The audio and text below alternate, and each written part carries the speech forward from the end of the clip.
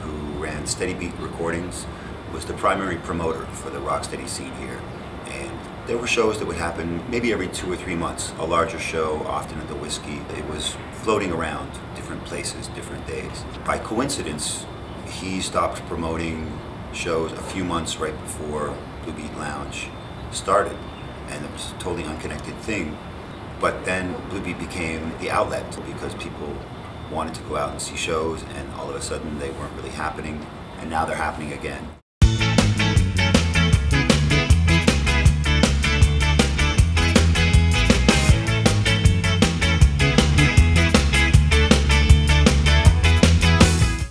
I was approached by John Pantel, who has done a lot of things around town, usually in an agent booking fashion, and he was the agent at Knitting Factory at the time, so he offered me an artist residency at Knitting Factory in the Alternate for a couple months. We'll see how it goes. John said, "Hey, I got this Tuesday night. You want to put something together?" And Chris jumped at the chance. He said, "Yeah." Brought in Brian, and they brainstormed this idea of how to, kind of stoke the local scene. Right away, I approached Brian Dixon because I knew I wanted it to be something more than just me showing up and playing. Really something that was going to involve a lot more people. That was after the heady days of, the mid-90s when we had Steady Beat Crew and the heyday of Hepcat and C-Spot and that real West Coast sound.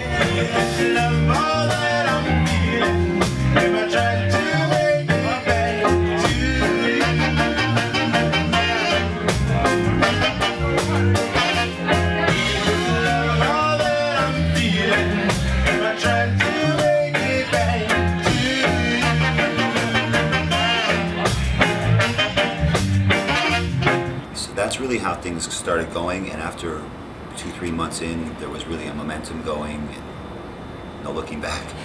Weekly, 3 bands, Chris Murray and the Chris Murray combo, and playing, a couple friends. It's been a real amazing time. What I love most about Blue Beat is just how it really has created a sense of community. Having shows weekly really made it so people could come out, and it almost didn't matter who was playing. If the combo was playing and a couple other bands, they knew it was going to be worth $5 and that they would have friends there when they showed up. And so that really is the thing that, beyond the music itself, has been the most important thing to me. And when I try to imagine all the people I've met through Blue Beat Lounge, it's mind-blowing.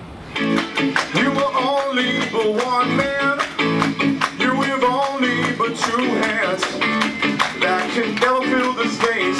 You just have to face and move it on. Walk around feeling your big heart, to the stealing all that you bought. Oh, you're the only one you fight. Another sleepless night, move it on. And a band, give it up! Bryce Michael is one of the artists that I'm really most proud to have had perform. And that same night, it was the Reggae Nucleus magazine anniversary show, and also we had what was the Reggae Nucleus All-stars group perform, which was Greg Narvis, Lino, Destin, Alex, and Dave Fuentes from Hepcat, plus me and Roger Rivas, and John Pantel was playing horn. It was kind of like an all-star set, and the room is like 50 people. I mean, you put 30 people in there, it's packed, and you just got these amazing singers that came up and did this just wicked set of material. At the time, the guys from Hepcat had not jammed together for maybe 5 years. And you're just like, dude, Hepcat's got to get back together, they got to play, because here's some of the main guys, and you could see that they still loved it. Within 6 months, 8 months of that show, the reunion stuff started happening for Hepcat. So I always feel like that was a moment where things started rolling. I can't be happier. I mean, the world needs a band like Hepcat showing what can be done, how great this music is.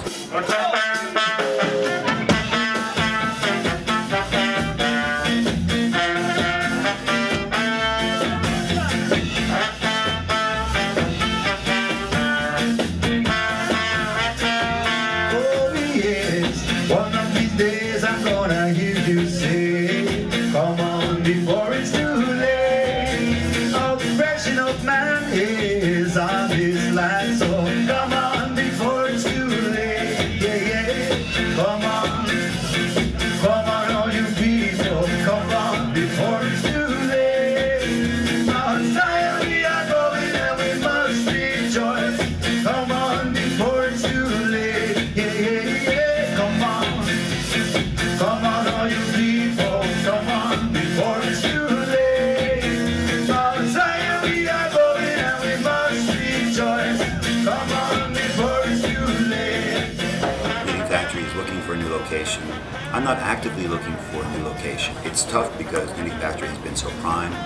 The location is great, the production is great, the profile is great. It's all ages with a bar, and there's no segregation of drinking and underage people. They have the 3 rooms, so I can put a show in the room that's the appropriate size.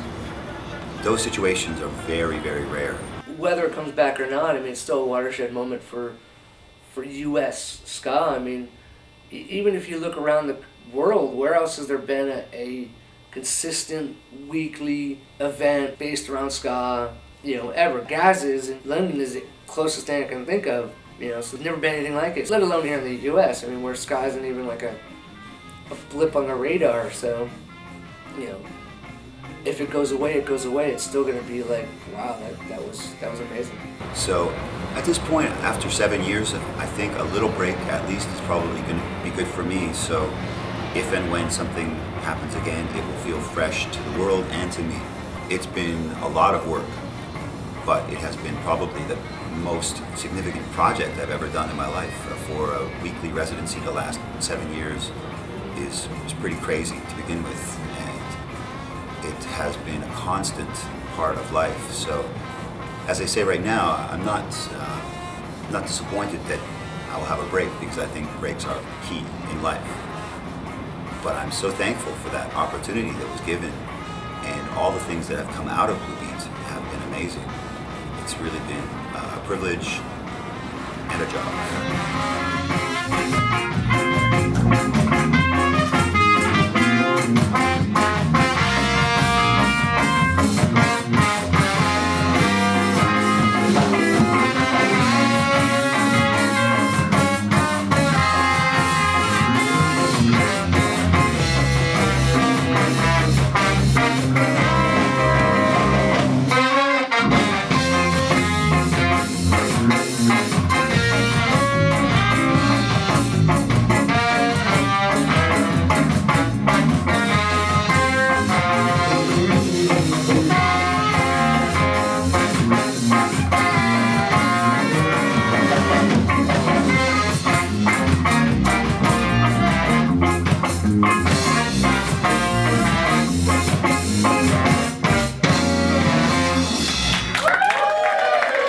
You guys have been great tonight. I want to thank you all for coming out, staying late at the Blue Bee Lounge.